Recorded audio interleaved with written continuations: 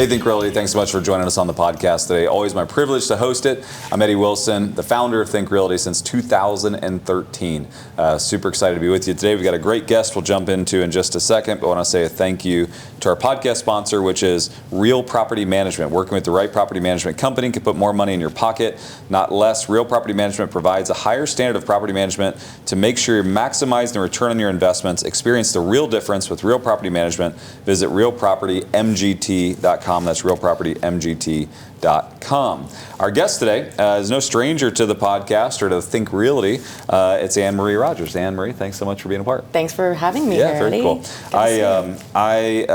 We always talk through, you've always hosted panels and spoke at our conferences. I think you've been on podcasts with us before. And you guys have had a lot of change recently. We and have kind of gone through this big transition. Do you mind just kind of giving the audience an update of where you are and the company and all that good stuff? Sure. So as Eddie said, my name's Anne-Marie. I've been in the self-directed industry for almost 12 years now, but I have spent the majority of my time with Quest Trust Company that was recently acquired by Inspira Financial. So we're excited to be continuing on the legacy of Quest and continuing doing self-directed IRAs, but now with such an incredible company that really brings that breadth of service, but they also have, a lot more technology and resources and lines of business. So it's a really good thing for the clients and, for the consumer as well. That's awesome. That's awesome. What's the hardest thing about transition? I think there's always growing pains with it, but, Inspira's been really great about making the process simple for, of course, the staff. The majority of the staff has already been offered positions and the rest are in conversation. But, beyond that, obviously for clients, when they hear an acquisition, they naturally might connotate that with something negative, but it is really a good thing. And, it's no different to if you have a mortgage, it's certainly going to go through multiple rounds of companies. And, from the consumer side, there's really no difference. So, better than anyone that if you're running a business, you're growing it to ultimately be able to sell it. And so I think this was always Quincy's vision. And, certainly the interest rates, the market conditions, and his Parkinson's obviously all contributed to that. But that's good. We're excited. I'm excited for you guys. I think all business transition can be negative, but it also can be positive, right? And so I think sometimes people naturally immediately think oh, change, that's bad. And it's but the reality of it is oftentimes change is good. It allows you to evaluate your situation, recommit to the customers you have, right? Now you got the best of both worlds. You get to look at what both companies do well and mesh those. I'm such a proponent of buying and selling businesses, and done correctly, it gives this business new life. It gives customers a new pathway. So I think it's great. I think it's a great thing, and I think that people need to look at changes, especially in the real estate space, as a positive thing.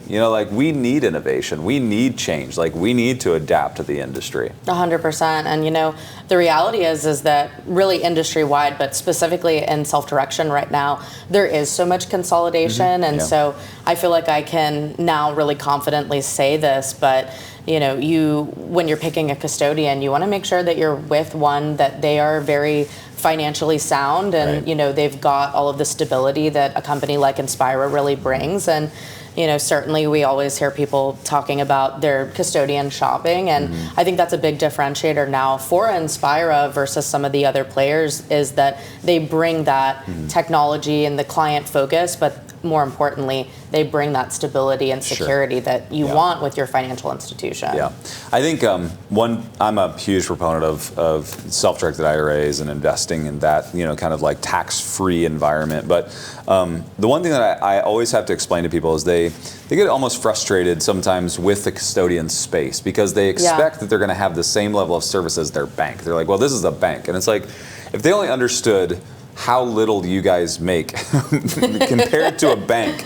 That's true. They really would not understand. And I've explained it to, even people have called me about the acquisition and all that type of stuff. And I'm like, hey, look, here's the deal. You need more technology in this space because technology is the only thing that's going to bridge the gap of service, right? Because self-directed IRA companies, custodians make so little on the transactional fees that actually have to cover the service base that's needed, that it's really tough. It's a tough business to be in. I used to have conversations with Quincy by the hour, back in the day, about how difficult it is, and when he was transitioning from being a custodian into a trust, and how little the margins were. And I used to say to him, like, how do you run a business with such low margin? And he was just passionate about helping people in this space.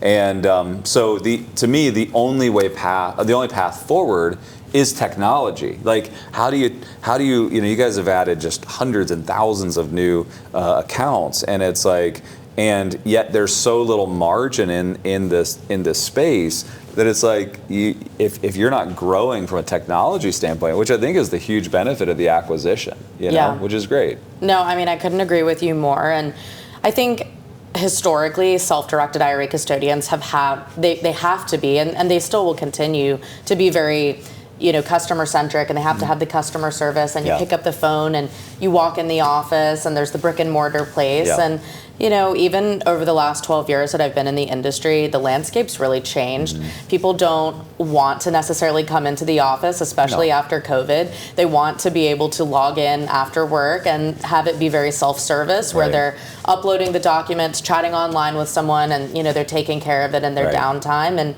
it's quick and it's seamless. So that is something that Inspira really brings to the table. And obviously everybody knows the 24-hour time frame that Quest has always been able to bring. And so I'm happy to say that that's going to be able to still be delivered with a company like Inspira. And so, now you've really got the horsepower of such a big company behind you. And they've got all these other opportunities that, we were just dreaming about at Quest. Like for our clients, when they have dividends coming in, or they've got cash flow that's coming in from their deals, it was kind of just sitting there, and it wasn't earning any interest, unless they were transferring out to a more traditional company, or unless they were redeploying that in alternatives. It was just sitting there. And now with Inspira, there are so many different options. They have the ability to hold securities. They have money market accounts, CDs. They have an investment district. If you've got just a few $100s and you want to put it somewhere, there are all these capabilities within self-direction, as well as all the other things that they do as well. So it's pretty incredible. I mean, for me personally, I feel like it's been a win-win, I get to stay with the people that I've come to know and trust and love, and continue on in my career, but now in such a bigger, better arena. That's awesome. That's awesome. Well, let's jump into self-direction real quick. I'm sure a lot of our members and followers, know a lot about it, but I'm a huge proponent of it. I feel like if they are not investing in the absence of taxation, they're missing out. Like, 100%. It's been said that taxation is the greatest erosion of wealth. And so I always say this, and I want to hear your thoughts on it. I always say the holy grail of investing is a Roth IRA. Every person in the world, if you can have one, you should have a Roth IRA. Why do you believe that's true, and why? I believe it's true. I honestly, I couldn't agree with you more. And in fact, believe it or not, most people would think that a rollover IRA, traditional IRA, right, 401k, that's the most popular account that we hold, but it's not. It's a Roth. And I think there's a huge misconception, especially amongst the wealthy, that that's not even an option for them. But that's just not true. So, we always encourage people to give us a call and talk through about the mechanics of how it all works. But I mean, it's the biggest tool that's available to you in terms of mitigating that tax. When you're doing your investments, your returns can be entirely tax-free, which when you're doing something like real estate or syndications, like, that's a game changer. It's a game changer. And the reason I love Roth, I mean, I know that there's contributions limits, like it's $7,000 or whatever it is. And it's like, and I know sometimes it takes a little bit of time to build up the capital in there to invest. However, the fact that I can invest it and it's tax-free, like I don't have to pay taxes when I take it back out. There's to me, that's just not a better vehicle, like you're going to get into a traditional or whatever. And it's like, but I just love this concept of investing, and it's, coming out to me tax-free. And I love that idea. But interesting enough is, let's step into what you just said a minute ago. And that is, a lot of people, I think, don't step into the self-directed world because of contribution limits. And they think, well, even if I could put $7,000 in a Roth, what would I do with it? What am I going to invest in for $7,000? Or maybe I do it for 2 years and 14. What can I even invest in with $14,000? Like I got to get up to 100 grand or 50 grand before I can actually do something significant with it. It sounds like you guys have a lot of options for those dollars that maybe just haven't accumulated at a big amount yet, but you still can deploy them and find return on it. Yeah, one of the things that I think is maybe a little bit confusing, as all of the IRS rules can be if you go and start researching them, is that, yes, the contribution limits are in place if you're trying to bulk up the account with just your deposits. But the majority of people are establishing these accounts and they're moving over an old 401k or old account that they've got from a previous job, and there's no cap for that. So if you've got 100,000, 200,000, you can move all of that in, and then that really gives you a lot more to work with. But to your point, you really don't have to have that much to get started. When I was just getting started in real estate, I did my very first deal with $4,000 in a Roth IRA. It's the very first real estate investment I did, and it was just by surrounding myself with people that knew more than me, and kind of just learned from them and soaked it all up. And so I think it just goes to show you that if you put yourself out there in these types of rooms with the right people and learn from them, and you're humble, that you can really be successful even with a small amount. But of course, with Inspira, there's so many options. There is an investment district on there, so if you're looking for investments and maybe you're a little bit timid to get out there to the networking events and find people and build those connections, then you can always just easily go in online, and even with a very small amount, just a few $1,000s, you can go and find an investment in real estate. Yeah, that's great. So there are a lot of vehicles on there on the platform. That's awesome. Yeah, I love that. And I think that's where most custodians are going to have to go, right? Like, and I know that there's always been this kind of like wall of like, well, we're the custodian, but we can't actually, take you. But ultimately, these platforms where it's self-selection and it's very governed and it's regulated, are an amazing tool. And I think going to be so necessary for investors. That's awesome. Just give me your general sense on the marketplace today. I mean, obviously there's a lot of fear in the marketplace. Sure. People are nervous. They're nervous about the election. They're nervous about the market. They're nervous about interest rates. And whether it's a real estate investment or not, like just general sense on the marketplace, like where are you today and what are your thoughts on it? It's kind of funny because you'll talk to one client and they're like, I am doing really well, I know I want to diversify and that's why I'm pursuing this. And then unfortunately you'll talk to the next person and they're like, well, gosh, I've lost about 100,000 since January, and that's why I'm pulling the trigger on moving over. So it's a bit of a mixed bag right now, but we do really see people that, election year and a little bit of uncertainty, that sometimes they're concerned about what they want to do and what will the changes, if the administration changes, what will that look like for them, especially financially. But the reality is that we've often found that even through the most uncertain times, people are still pursuing self-direction. And I don't really encourage people to prescribe to some of the like fear that's out there. I mean, even in like COVID times, we were seeing more than ever people opening up accounts and investing in these sorts of things. Sure. So I guess my takeaway would be it really doesn't matter. I think that investing in alternatives today, yesterday, tomorrow, I think that it's still going to be here. It's something that people need to be pursuing. And